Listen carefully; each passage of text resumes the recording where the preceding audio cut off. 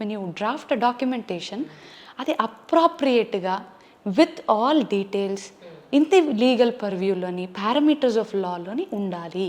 ఇంకొక ఉదాహరణ, బౌండరీస్ గురించి ప్రాపర్గా మెన్షన్ చేయనప్పుడు, ఇప్పుడు చాలా డీడ్స్లోని బౌండరీస్ గురించి కరెక్ట్ మెన్షన్ లేకపోతే అవైతే కొన్ని లక్షల కేసులు ఉంటాయి మనకి. మనం తరచుగా చూస్తుంటాం బౌండరీస్ గురించి ఎస్టాబ్లిష్ చేయకపోవడము, లేదా ఇన్హెరిటెంట్ ప్రాపర్టీస్లోని ఒక ప్రాపర్ ఎవరికి చెందాలి కరెక్ట్గా అన్నది రాకపోవడం. నా పిల్లలు అని రాసేస్తారు, ముగ్గురు ఉంటారు వాళ్ళు, ఆ ముగ్గురులో ఏంటి అన్నది డిస్ప్యూట్. నాకే, మా అమ్మకి నేనంటేనే బాగా ఇష్టం, నాకే చెందాలని ఒకళ్ళు, లేదు నేను లాస్ట్ అమ్మాయినో అబ్బాయినో నాకే చెందాలని వాళ్ళు, కరెక్ట్ నాకు ఎటువంటి ఆదాయం లేదని వాళ్ళు.